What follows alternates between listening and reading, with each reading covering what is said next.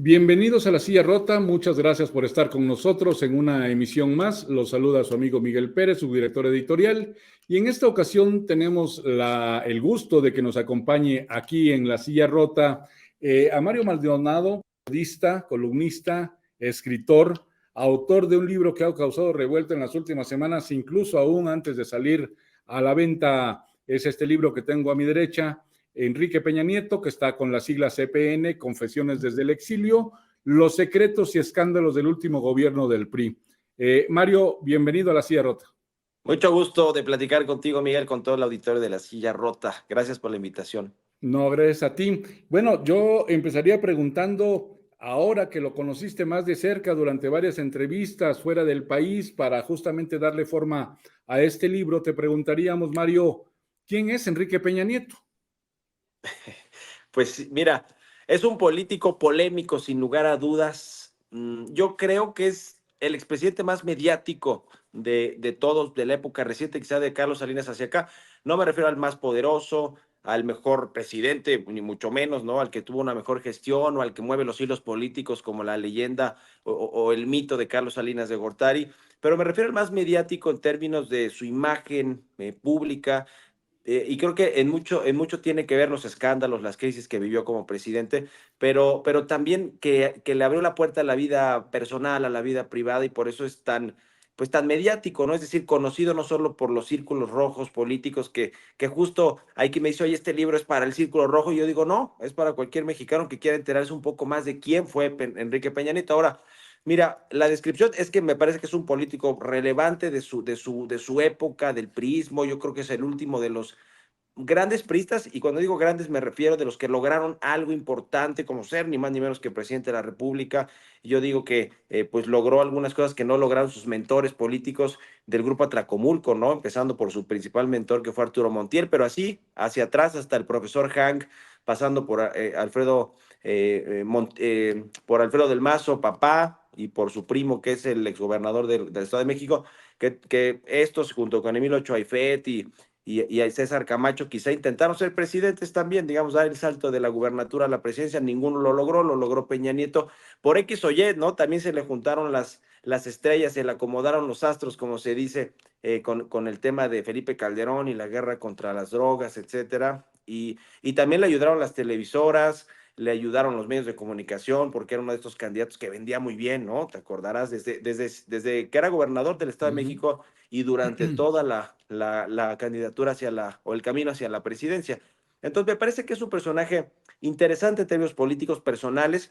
Regresó además al PRI después de la alternancia de 12 años, 70 años, 70 y tantos el PRI, alternancia del PAN, y lo regresó, y además después le abrió la puerta a la izquierda de Morena, al presidente López Obrador. Y digamos que la premisa de la investigación de este libro y las entrevistas, que era para mí lo más relevante, periodísticamente hablando, obtener entrevistas y respuestas de primera mano, de voz propia de Peña Nieto, pues era el famoso pacto con López Obrador, cómo se dio esa transición y cómo ha vivido el exilio, que también es algo que me interesaba conocer, de por qué se autoexilió o por qué huyó, porque hay que me dice, es que no es exilio propiamente porque no fue un perseguido político. Bueno, yo creo que, pues más bien, yo creo que él quiso poner tierra de por medio en su momento, a tiempo, cuando aprenden a su amigo y abogado Juan Collado al inicio del gobierno del presidente López Obrador, y él se da cuenta o reconoce que ciertamente es un mensaje político para él también, y decide irse a España, y después divide su vida entre Madrid y Punta Cana y algunos otros países de Europa. ¿Quién es Peña Nieto en lo esencial?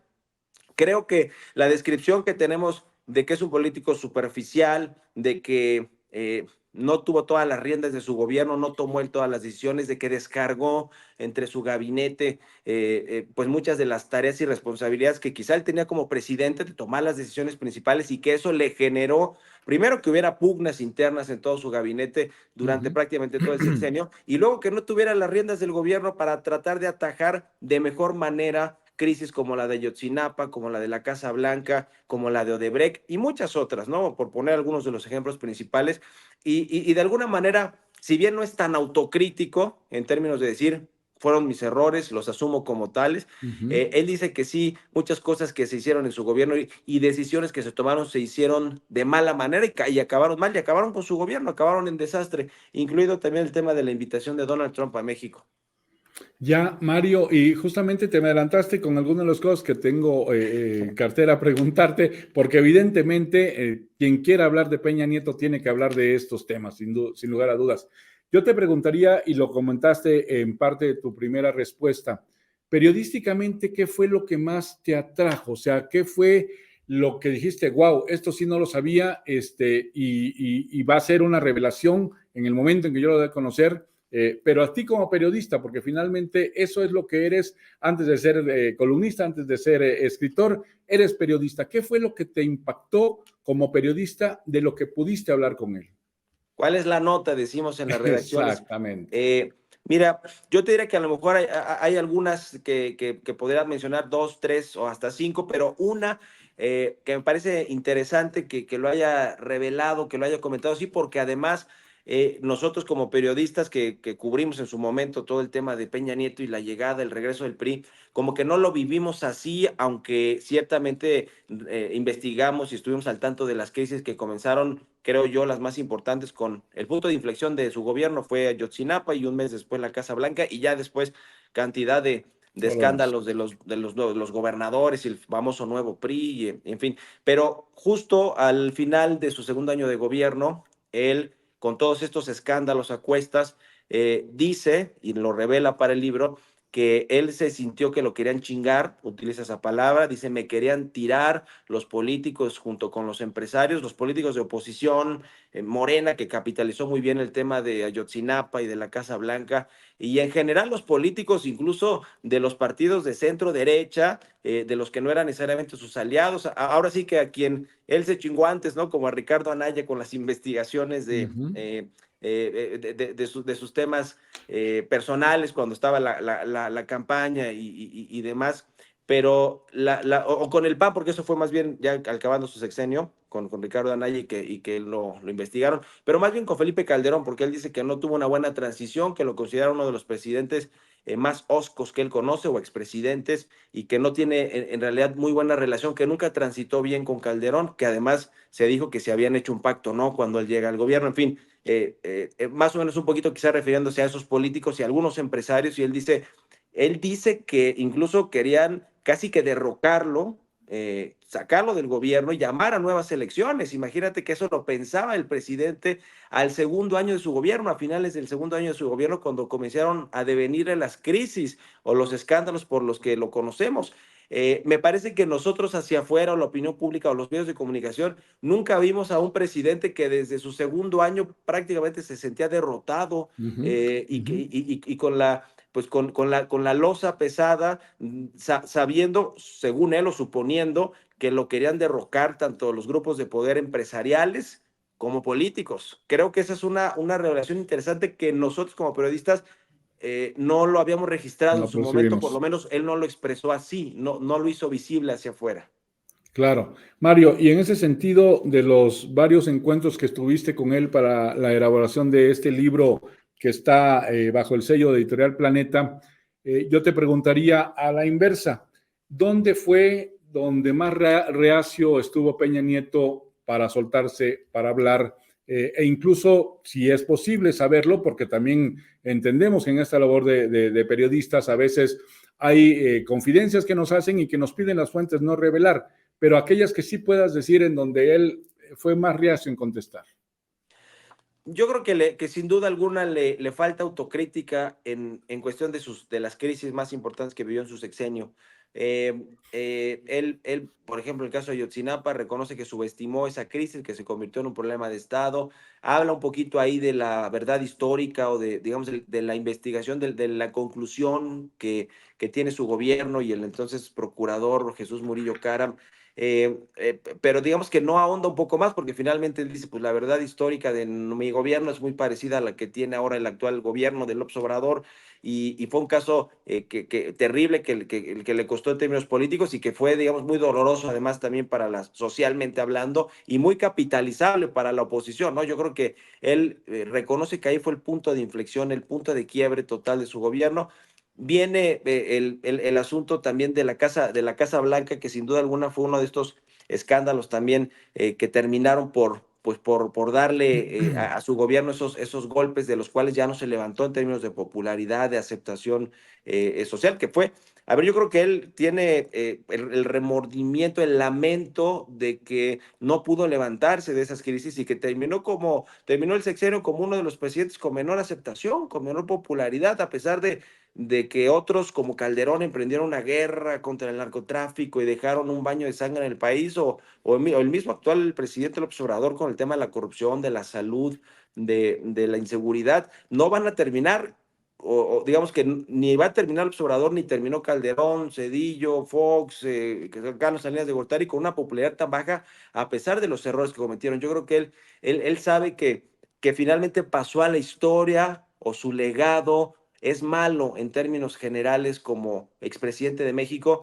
y creo que ahí le falta autocrítica, no ahonda, no quiere elaborar tanto en esos asuntos, porque además da a entender que casi que son cosa juzgada y que además ya le cobraron el costo político, ¿no? Es decir, fue el principio del fin de su gobierno y no ahonda más, ¿no? Dice el caso de Ayotzinapa, pues fue la investigación que mi gobierno hizo y ahí quedó, y después pues si retomaron, reabrieron las cosas, es otro asunto. En el tema de la Casa Blanca dice, pues sí, fue un error que yo le pidiera a mi esposa salir a dar la cara cuando era un tema mío, que me competía a mí. Fue un error, lo reconozco.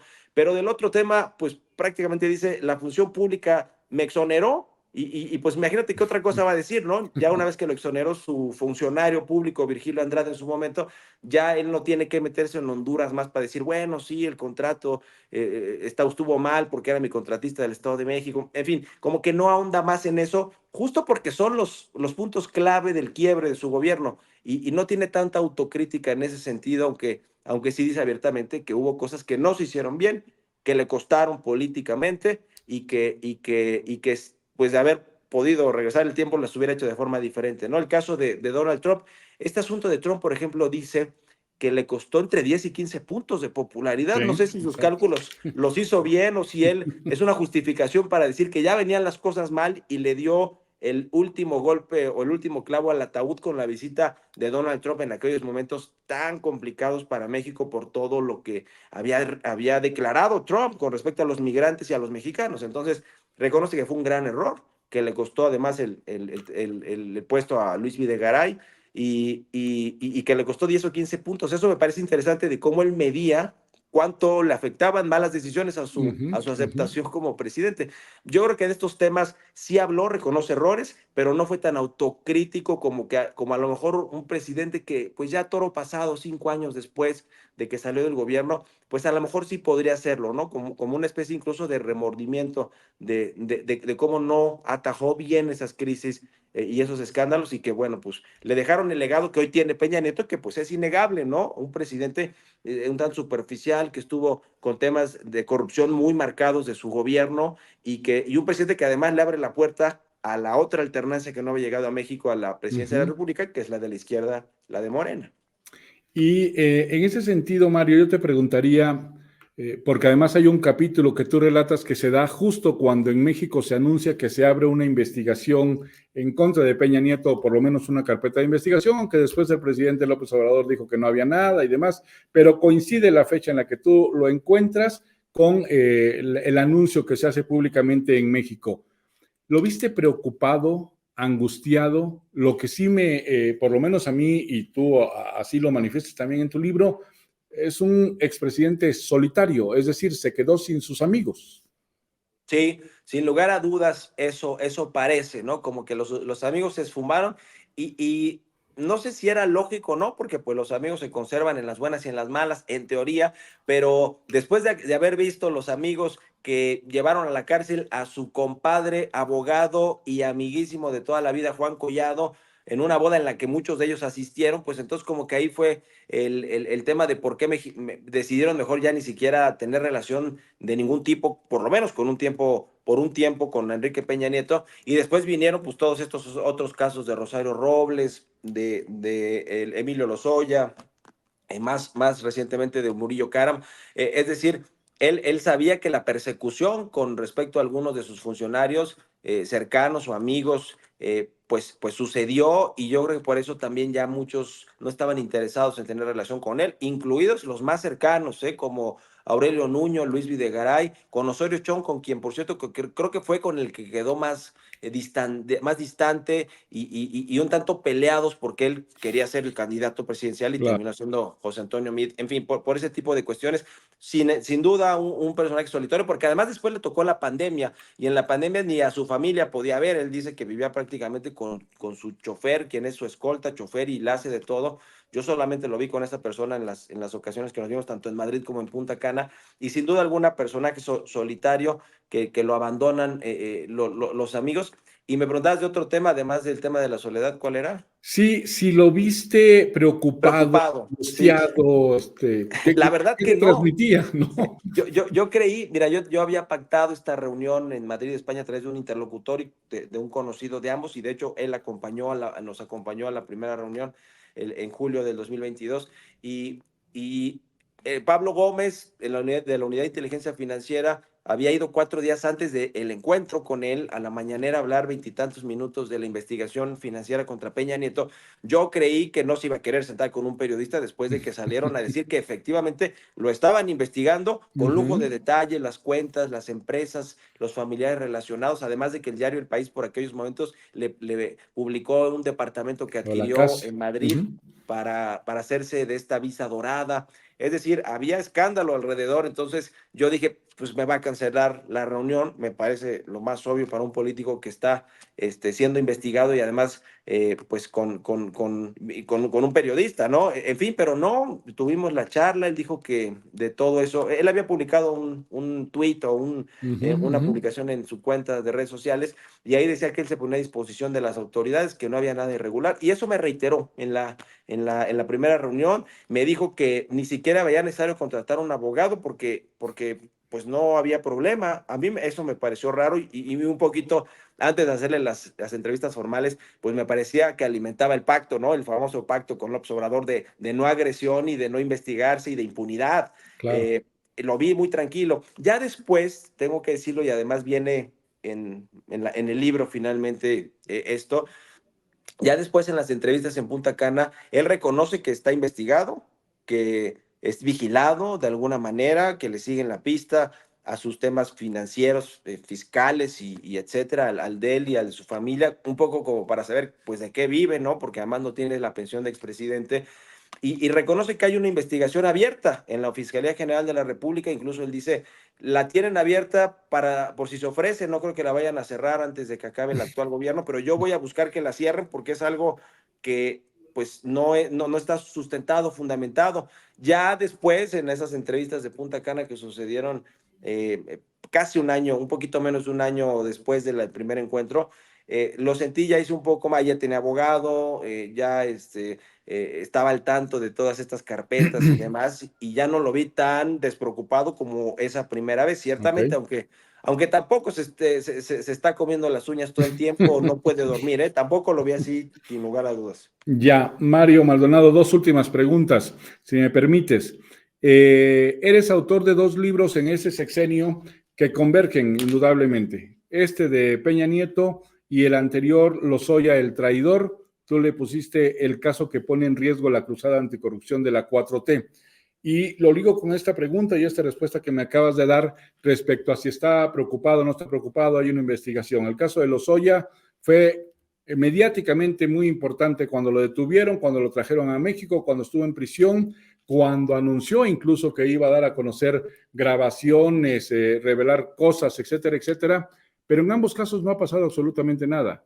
La valoración más allá de los personajes que yo te pediría, Mario, es sobre el actual gobierno, sobre estos personajes y sobre el juicio respecto al anterior gobierno, los señalamientos de corrupción que no han llevado a nada absolutamente.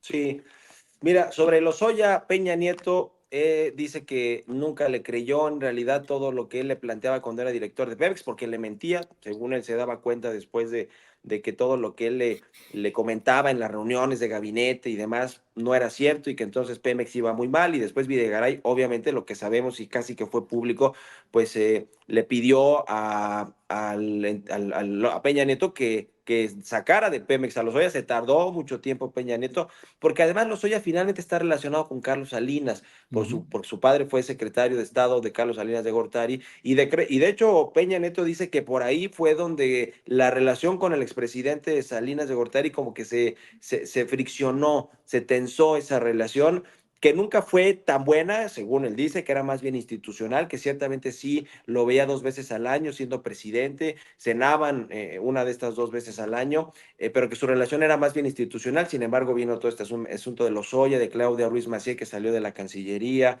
del el hijo de Carlos Salinas, que estaba relacionado supuestamente con esta secta de Nexium, y su líder fue aprendido en Puerto Vallarta cuando Videgaray era canciller y lo extraditan express, fast track a Estados Unidos. Y todo esto finalmente termina tensando la relación, que se dice, por palabras de Peña Nieto, hoy no es buena con Carlos Salinas de Gortari, que eso me parece también interesante, ¿no? Revelador que lo comente abiertamente, más allá de las descripciones que hace también de Felipe Calderón y cómo se lleva con otros expresidentes.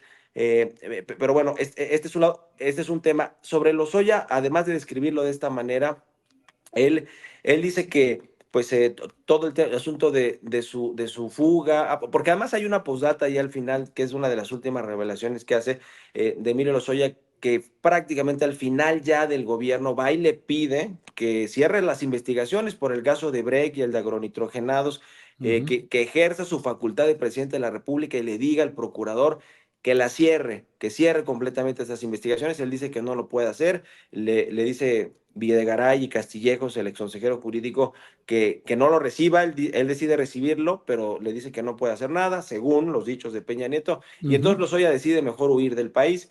Luego lo detienen en España, hace un acuerdo con la fiscalía, bien extraditado. Y lo que yo relato un poco en el libro de Lozoya, que es básicamente que esa declaración incendiaria en la que acusa a legisladores, exgobernadores, expresidentes, a Peña Nieto, a Luis Videgaray, etcétera, pues se redactó entre Lozoya y entre integrantes del gobierno de la Cuarta Transformación. Es decir, hubo un acuerdo real para que esa denuncia le llegara a los opositores de López Obrador, a quienes hicieron los pactos por México, las reformas estructurales, sobre todo la energética. Y por ahí va el tema. Ahora, aquí hay un tema entre político, de uso político de esas denuncias, de esas declaraciones de Lozoya, de la Fiscalía General de la República, que se prestó para todo ese juego, y también pues de la denuncia en contra de estos expresidentes de Peña Nieto. Yo creo que más bien él lo sabe. Él dice que todo ese asunto fue político, y que su relación obviamente pues ya no es nada buena con Emilio Lozoya, pero es de su gabinete, que además no es de los conocidos realmente de Peña Nieto, porque muchos de los que estuvieron en su gabinete cuando fue presidente también estuvieron en el gabinete, o de alguna manera en su primer círculo del Estado de México. Es decir, es de estos priistas que va de generación en generación con la gente que conoció, con la que lo apoyó y con la que creció básicamente. A la mayoría de todos estos lo recompensó cuando fue presidente de la República. El caso de Lozoya pues no era así, porque se lo presentó justamente Luis Videgaray y no era su conocido ni su amigo. Y bueno, pues pasó lo que pasó. Yo creo que es una de las historias también más nebulosas y de corrupción del gobierno, esta de Pemex, de Odebrecht, del financiamiento supuestamente ilegal, y de cómo se utilizó políticamente la denuncia de Emilio Lozoya dentro del gobierno de la Cuarta Transformación para afectar a enemigos políticos o adversarios del actual presidente y del actual gobierno, y lo utilizaron como una herramienta política. Yo coincido ahí sí con esa visión de Peña Nieto, porque así se utilizó, y por lo menos en toda la investigación que yo hice de ese libro sobre Emilio Lozoya, así, digamos que hacia allá va todo este asunto, que se manejó de forma política básicamente. Claro. Y la última pregunta que te haría, si pudieras describir en pocas palabras, una vez ya escrito el libro, una vez ya a la distancia, relajado y demás, al presidente o al expresidente Peña Nieto, ¿cuál sería tu palabra? Es un político eh, que tiene experiencia, que tiene en la sangre la política, porque además nació no solo en el seno de este poderoso grupo Atlacomulco y de Toluca, y sus familiares, su papá, su abuelo fueron políticos también, me parece que es de estos políticos jóvenes que aprendieron, digamos, de la vieja política, después la quisieron transformar y vender como nueva política, pero las mañas de los viejos políticos se le quedaron a Peña Nieto y una de sus grandes defectos sí fue la superficialidad con la que trató los temas importantes del sexenio. Es decir, es un personaje, si bien yo no lo considero como muchos o como se quedó esa visión de él, que era un personaje incapaz para manejar una presidencia de la República, que era bastante limitado intelectualmente, incluso políticamente. No lo creo que finalmente llegó allí, no solo porque se alinearon los astros y porque llegó de rebote, sino él fue picándole piedra y fue, digamos, haciendo su estructura y fue creciendo poco a poco, o ni tampoco a poco, porque su crecimiento fue bastante rápido, escalando en la política, pero es este político que aprendió las mañas de los viejos priistas, le puso una cara nueva para decir que él era parte de una nueva generación política que iba a rescatar al PRI, no lo logró. Creo que la superficialidad con la que atendió todos los temas importantes del gobierno se hacen patentes, incluso él en su forma de ser, en su personalidad. Nunca se tomó tan en serio la presidencia de la República y eso sí es grave para el país, para un presidente que no toma en serio el destino de un país de 120 en ese entonces o 130 millones de mexicanos y creo que él reconoce que su legado como político y que su ciclo político dice ya terminó, no va a ser bueno, no va a pasar a la historia como un buen presidente como lo hubiera querido y mira, creo que la descripción de él me parece que la vemos y que es palpable con cómo vive ahora. ¿Qué hace Enrique Peña Nieto en el autoexilio? Juega golf de parte con sus amigos todos los días o todas las tardes, las noches, y tiene una vida un tanto solitaria, no tiene estabilidad necesariamente familiar, personal, de pareja. Entonces, creo que esa descripción de el expresidente Peña Nieto, que hoy vive exiliado en Madrid y en Punta Cana, de esta manera, pues nos dice, pues realmente quién gobernó a México entre el 2002 y el 2018. Mira, hay colegas periodistas que lo describen así, mentiroso, cobarde. Habrás leído algunas de estas columnas que hablan también del libro. Quizá esa es la percepción que tiene parte de la opinión pública, parte de los columnistas, periodistas que algunos convivieron con él, fueron críticos con él. Yo creo que a lo mejor comparto algunos de estos temas. Creo que el estigma de corrupción de su gobierno, que fue uno de los más corruptos de la historia, no se lo va a poder quitar nunca. Ni el Así de es. corrupción, ni el de superficialidad, ni el de que no se tomó en serio la presidencia de la República. Mario Maldonado, autor del libro EPN Confesiones desde el exilio, muchísimas gracias por haber estado con nosotros en La Silla Rota. Con mucho gusto, Miguel. Gracias por la invitación. Y a usted le agradecemos que nos haya acompañado, lo esperamos en otra transmisión. Se despide su amigo Miguel Pérez. Hasta la próxima.